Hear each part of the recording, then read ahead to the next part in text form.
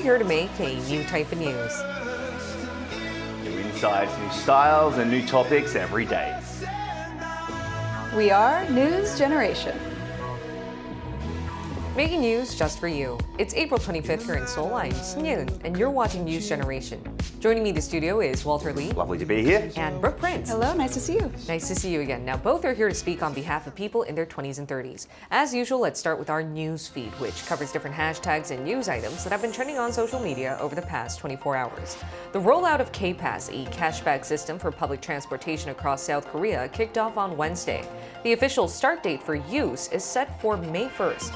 K-Pass is a transportation card that gives cash back for a maximum of 60 trips on public transport per month if used at least 15 times. Low-income users can receive a 53% refund, while people aged 19 to 34 can get 30%. All other cardholders will get 20% reimbursed. And South Korea's food prices have been surging for months now. Along with higher fruit prices, we've also seen snacks like kimbap, Korean-style rolls, soar in price. Compared to last year, the price of one roll has gone up by 57.5%. And contrary to thoughts that young people do not want to pay more for their national pension, more than half said in a survey that they would rather pay more and invest in their national pension to receive more in the future. The Democratic Party surveyed some 492 citizen representatives. Among the 79 respondents aged 18 to 29, 53.2% were for a more expensive national pension package given the condition they would receive more after retirement. Now, here in the studio, I would like to ask our panelists what they think about this preference, starting with you, Brooke.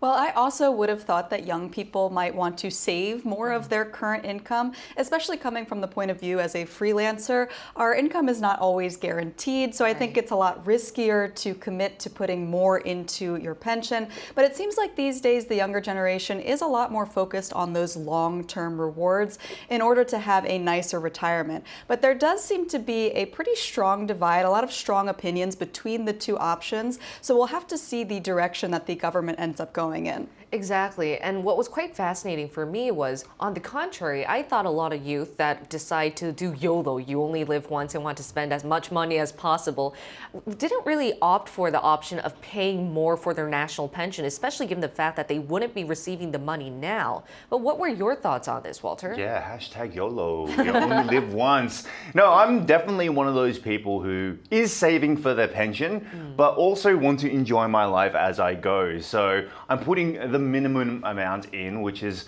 probably not good for 60-year-old me watching this back, 20 years later, not 40 years later, 40 years later, I'm 80. But if I'm 60-year-old me watching this back and absolutely hating my decision not to invest more, then yes, that's something I need to talk about with my older self. Yeah. But yes, I think live in the now, kind of, enjoy your current life, but yeah, just save a little bit at a time. Yeah, but ironically, a lot of people in their 20s and 30s were opting for paying more for the national pension so they can get more back in return once they retire. And respondents in their 60s were quite the contrary. They said no, they were okay with the current national pension. They were actually opting for even lowering the percentage that you would have to pay for the pension system, which really shows that our generation seems to be more, reflective and looking into the future as to what they have to do for retirement. And we mentioned that in our previous episodes before. I think you were on that too, Walter. I was on that episode, yes. And we were talking about, though it does seem to be a distant topic, it is something that we really are paying attention towards. Now we're going to switch gears to our main discussion topic of the day now. Did you know Korea's country dialing code is 82? And in Korean, that's 8이, which sounds similar to the word 빨리, meaning quick. And stereotypically, most Koreans are considered short-tempered and they prefer a quick pace, which is why a consistently popular icebreaker question Koreans ask among themselves is how long their commute time is. So here in the studio, how long does it take for you two to get here to Arirang? Okay, so I actually don't live in Seoul. I live just out in the Gyeonggi province areas. But to be honest with you, Arirang is pretty close to the Gyeonggi area, I think. So I usually come in early to avoid traffic. And because this show falls on basically the peak time of traffic, so which is really inconvenient. We should change it to a much better time if I have to be honest with you. But it takes between 30 to 40 minutes if it's just early in the morning. However, if I do go through peak traffic, it's going to take me more than an hour and a half sometimes, because I have done it before. And this being a live show, I can't obviously be late, so I always have to come in extra early. But yeah, maybe we should think about changing this time to maybe more of a suitable time for me. And you drive to work, I right? do drive to work, yes, I rather see. than actually use public transportation. But public transport would still take quite the similar time given that it's rush hour. Yeah, given that it's rush hour, however, if I take public transportation, it actually is a little bit quicker. But that's only if it's in the, I guess, the commute rush. Right. Yeah. Now, what about you, Brooke? How long does it take for you to get to Arirang? Well, like Walter, I'm also a freelancer, so my commute time can actually vary significantly depending on the job. I do have two jobs that I'm working quite consistently at the moment. One of them, of course, is Arirang, and it takes me about 40 minutes to get here using public transportation. And then my other job, I'm performing in the musical Irte Nore at Blue Square in Itaewon, and that's actually much closer to my home. So it takes me about half an hour to get there, and I like to use a combination of the bus and the subway because I find that it's just more efficient to do that. Overall, I would say I'm pretty satisfied.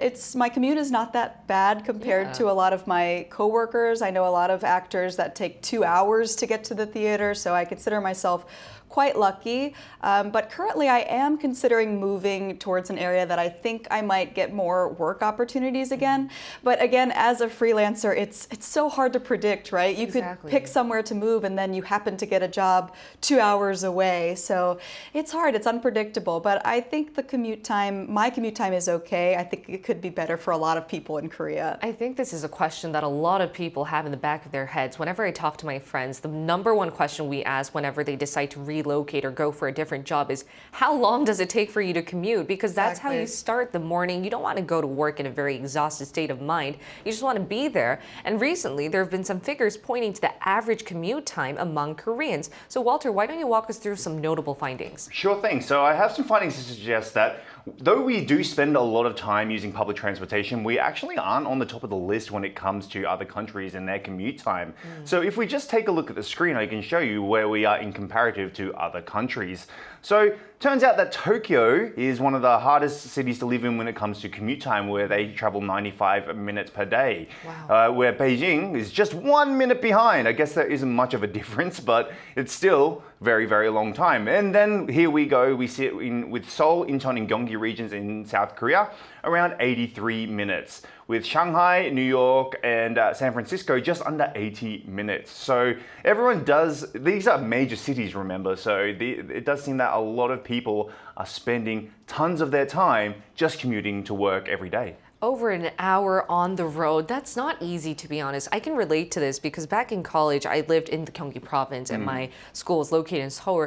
I would spend around 2 hours out on the road every single day. And now I live quite close to Arirang. It only takes me around 10-15 minutes to get by. That's so nice. So like in a day, I would spend 30 minutes on the road. And I realized that my quality of life has definitely changed compared to back then. But this isn't something that's common, which is exactly why I'm very grateful and blessed, of course. But I do think that commute time plays such an important part when determining where you want to go. But Brooke, would you like to add on as to what you think about the average time Koreans spend in terms of their commute time? Well, if you look at the data, they also found that the average travel distance was shorter for the MZ generation than the older generation. And you might be wondering why that is. Well, I do have kind of a funny story about this from my own past. When I was in my early 20s, I graduated from college and I got my first job in Los Angeles. But I grew up in a very small town where 10 miles or 16 kilometers was 10 minutes on the road because there was no traffic. There was no overcrowding. So I never had to worry about that. But when I moved to LA, I experienced what it's like to live in a big city. And I thought getting an apartment 10 miles away from my workplace was the jackpot. And it turned out I spent 2.5 hours on the road going there and getting back. And it was a hard lesson to learn. But I think the younger generation these days is a bit more tech savvy. And so they're able to do these smart job searches and find jobs that are closer to their homes. And they're just optimizing their time, I think, a lot more these days. The MZ generation is really looking to cut down on their commute time and also to save costs. And so I think that's why we're seeing this gap between the MZ generation and the older generation when it comes to how long their commute time is. And certainly now that I'm living in Seoul, I think I've gotten used used to living in a big city. I haven't made that mistake again of living too far from my workplace. But I do think it happens to a lot of young people where they end up far away from their workplaces, and older people as well. It's difficult to predict, right? Exactly. And I think Los Angeles gave you a really good heads up, because here in Seoul as well, even though it's like 2 to 3 kilometers in distance, it might take you much longer, especially in rush hour. And you mentioned a really good point there, Brooke. That's exactly why a lot of millennials and Gen Z are opting to live near subway stations, because the subway, compared to the bus, there's no traffic. But I guess the biggest downside is there's just so many people that are you're jammed packed in like You're sardines. packed in there. Now, there's another figure we've prepared that shows how commute time may differ for those who have been married or who have kids, right? That's correct. So what I guess I've never actually thought about this, but I find it quite interesting. Now, if we take a look at the screen again, I'll show you the difference between married and unmarried people. So when it comes to unmarried men, they spend 77.7 minutes on public transportation or commute time. And for unmarried women, 78.9 minutes. Now, with married men, it's 75.6 minutes, and married women, 63.3 minutes. Now, I guess the question is, why is it less for married people? Maybe you would have thought maybe it's, a more time, because I would have assumed most people, especially with house pricing these days, that people would be moving outside of the city. However, what actually happens is those married couples usually have children. And what happens is then they put their children first. So they need to change their jobs, or they need to relocate closer to their workplaces, because obviously their children need to be picked up, they need to be looked after, and we still live in a society where the mother actually takes most care of most of the child's work. So that's why married women have a shorter time compared to married men. But yeah, it's quite interesting. I always thought it would have been the opposite, that because as soon as I got married, I moved straight out of Seoul and into like a more, I guess, cheaper area compared to Seoul. But no, it turns out it's the opposite. I see. Now, Brooke, what do you think about those stats? Well, going back to how I grew up, again, my father was a doctor, and the nearest hospital, because it was a very small town, it was quite far away. So his commute was a really long time, which meant we didn't get as much time with him as we would have liked. And so I think a lot of young parents are really considering that and weighing those factors when they are looking for jobs and looking for places to live. For example, the job might have really excellent benefits, but if it's really far away, that means you have to sacrifice more time with your kids. So I think what we're seeing is that for the most part, married couples tend to seek a shorter commute so that they can be closer to their kids, and they are still able to provide for them, of course, but they're making that sacrifice. Maybe better benefits might be somewhere far away, but they want more time with their kids. Whereas on the other hand, if you look at single person households, they only have to worry about themselves, right? They only have to provide for themselves. So they can more easily take that longer commute because they're not sacrificing any time with their family, and they might be able to, again, like we said earlier, save up more for their retirement because their income will be higher. Exactly. And given the fact that they're married and they have kids, compared to single-person households, though it might have a toll on their economic situation at the moment, I do think it suggests that they are able to provide for their family, which is why some are opting for shorter distances when it comes to reducing their commute time. But I've seen a lot of young couples out there with kids who've decided to change their work hours instead. They would go for times that avoid rush hours, and that would reduce commute time. And I think that also had an impact on the study that we just introduced to you. Now, we also asked our viewers how long it takes for them to get to work as well, and what their most common method of transportation is. If you take a look at the screen, you can find out what 3 of them had to share with us. Sayon said, I'm in Wisconsin and I drive to work. It takes me 20 minutes. I try to keep my commute under 30 minutes when looking for a job. Mim said, I live in a city in the US. If I catch a ride with someone, my commute is only 10 minutes. If I have to take the bus, it's 40 minutes, including 30 minutes of walking. Leon said, in Singapore, public transport reigns supreme for commuting to work, which I personally use as well. It takes me about 45 minutes on average to travel to my workplace using a combo of both public bus and train systems.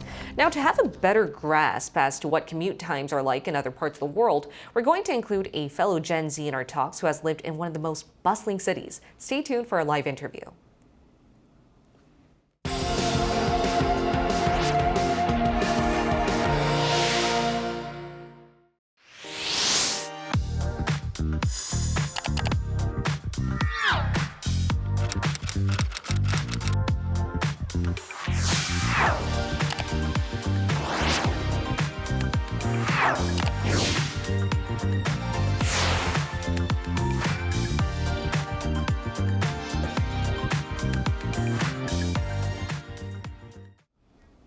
We're now going to include Joshua Lee, a Korean Gen Z who's also lived in New York and Hong Kong before.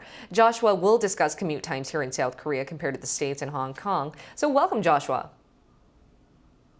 Hi, thanks for having me. All right, Joshua, you're going to be speaking on behalf of many other Gen Z out there. So why don't you first tell us what you do for a living and how long it takes for you to get to work? Yeah, so I'm currently back at school, completing my undergraduate degree after interning in Hong Kong last summer and in New York last winter as a trading intern at a finance firm. I was fortunate that the firm covered housing for both of my internships, so I didn't really have to deal with the usual tenant hassles. In Hong Kong, I mostly took the bus or occasionally a taxi if I was running late, and it took about 10 minutes to get to work. In New York, I walked to work, which also took about 15 minutes. Wow, that's quite amazing. interesting. Before we go on to the second question, though, if you're doing your undergrad program in Seoul at the moment, how long does it take for you to get there from your house to the school? I think it takes about an hour when I get to school and maybe like 40 to 50 minutes when I come back. So even though you're blessed in Hong Kong and New York as to spending 10 minutes, I think you can relate that commute time, though it's not commuting to work, for you to get to school, spending an hour on the road does seem to be quite vigorous, right? Yeah, it's pretty exhausting, and especially since I have to do it like almost every day. It's a big part of life. Thanks for spending your time for us today anyway. So as we've mentioned before, Koreans spend an average of like 2.5 hours traveling between their workplace and their home. What do you think about this figure, and how would you compare your commute time to the other people, like what you saw with living in Hong Kong or New York? Maybe you could give like your friends as an example what they had to deal with. Yeah, so an average commute time of like 2.5 hours in Korea, it's quite a shocking statistic to me, especially considering that people normally need to be at work by around 8 or 9 in the morning. So this means that on average, people have to wake up and start getting ready for work at least 6:30 in the morning. I think this is definitely a tough requirement for me. In New York, and especially in Hong Kong, I felt that people often live much closer to their workplaces, which significantly reduces their commute times. I guess there is a kind of trade-off between the convenience and cost. Both New York and Hong Kong are notoriously among the most expensive cities in the world. And I suspect that the high demand for residencies near these major business areas is a strong contributing factor. Hi, Joshua. Thank you for your insights today. I have another question for you. How important is it for you to reduce your commute time? Is it an important variable when you're choosing a job? Yeah, so I would say the commute time is very important, and I think it would definitely be factored into my decision. But I don't think it would be like deciding unless it's really too good to be true or simply unfeasible. And I think the reason commute time is becoming increasingly important to millennials and Gen Z lately is because commuting is generally seen as a waste of time. People are willing to sacrifice other things so that they could sleep more or spend more time with their family. And I think that's totally valid. However, given that so many people have to spend a considerable amount of time getting to work, I think it's also important to try and find ways to spend your commute time efficiently, whether by taking a book that's been resting on your bookshelf for who knows how long, or by listening to the latest finance podcast. All right. Thank you so much, Joshua. It was a pleasure hearing from you today. Thank you for having me. Thank you.